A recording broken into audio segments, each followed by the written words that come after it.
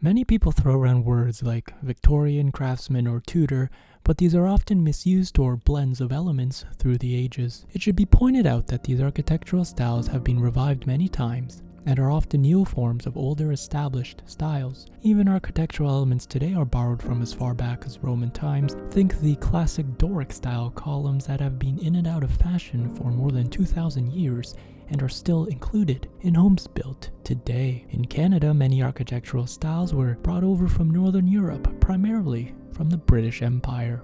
Hello everyone, in this video I'll be explaining to you the 7 most common Canadian home styles.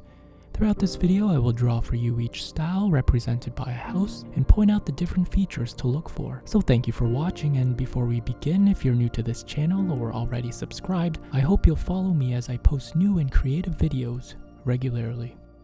Number 1. Gothic Revival. The most iconic Canadian example of this style of architecture is Centre Block on Parliament Hill in Ottawa. Designed by Calvert Vaux and Thomas Eaton Scott, the timeless style spread rapidly throughout residential housing. Born in the mid-1800s, the style briefly yielded to other fashionable designs of the Victorian era up until the 1930s, in between the world wars. At this time, Gothic Revival became almost uniquely Canadian as the United States adopted Art Deco and emerging modernism. Gothic Revival was inspired by the castles and cathedrals of the Middle Ages. The facades are often stone or brick, and gabled roofs are sharply peaked and feature ornate woodwork at the top. Windows are always slender and pointed with an arched peak under a gable.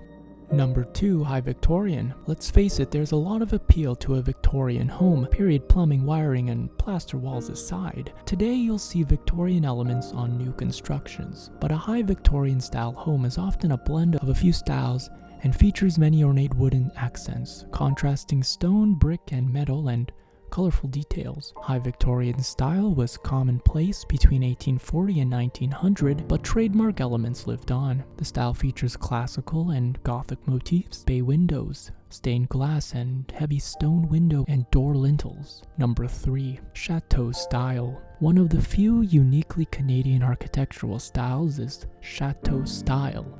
Popular from 1887 to 1930, the style borrowed from the Old Country but blended the Scottish baronial turrets and towers with the steeply pitched, elegant roofs of bourgeois homes around the Loire Valley of France. While Chateau style might have been primarily reserved for hotels and powerful civic buildings, the style also inspired many homes of the early 1900s. Striking examples of this style can be found on the Quebec City Armory, the Confederation Building and Justice Building in Ottawa, and Canadian Pacific hotels throughout the country like the Royal York in Toronto, Chateau Laurier in Ottawa, and Banff Springs in Alberta. However, the foremost example of this style is without question the Chateau Frontenac Hotel in Quebec City, with its steep rooftop soaring to the sky, tiny dormer windows, tall turrets, and elongated features.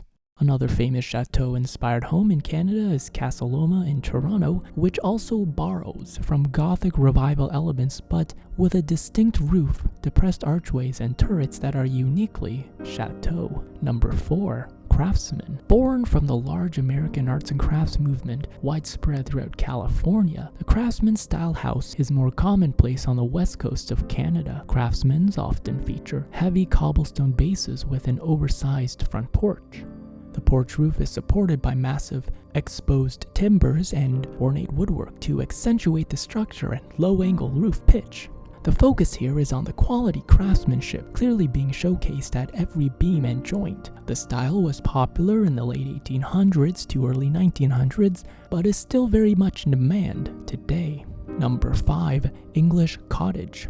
Going by name alone, there isn't much to decode from this style, inspired by the English cottages of the UK. This style is quite common in Ontario, but popped up around Canada in Anglo neighborhoods in the 1920s and 30s. This style trademarks are an asymmetrical cross-cabled design with cedar shingles or, in rare cases, thatched roofs.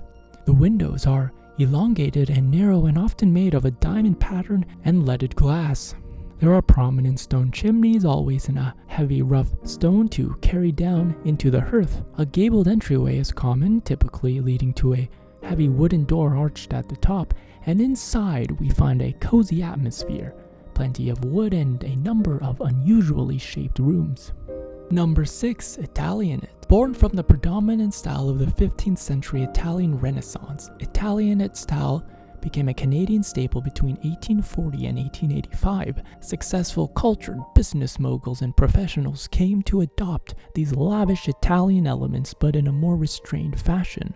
Italianate has classical elements seen on Italian palazzos, crafted from wood or metal and adorning the facades of grand homes. These houses were characterized by extended eaves with heavy cornices supported by large, exaggerated wooden brackets. The windows are tall, large sash designs, and are often in pairs as they were back in Italy. There are many examples of fine Italianate architecture throughout eastern Canada and on virtually every main street in Ontario towns and cities. Many of these grand homes survived as single-family dwellings and remain strikingly beautiful today. The Italianate style, with its exaggerated capitals, cornices, columns, brackets, and windows, not only challenged the popular Gothic Revival, but also inspired many commercial and retail buildings across Canada. Just look up for large overhangs and massive supporting brackets. And number 7, Tudor Revival. Stemming from the UK and continental Europe hundreds of years ago, the new Tudor Revival style spread throughout Canada from the late 1800s to the 1940s, but its elements live on in homes today. The fairly eclectic revival is also less commonly referred to as Jacobean style. However, Tudor Revival has stuck and is now essentially only an emulation of a look now less rooted in structural functionality than that of historic buildings. Tudor Revival features tall, slender, often leaded windows, stone facades, a recessed front entryway, ornate ironwork, copper roofs, and the style trademark, the half-timbered facade, or most specifically, Tudor-style gables. Tudor gables are commonplace and have found their way into various styles, but modern interpretations are a half-timbered appearance of a structure with gaps filled in by plaster.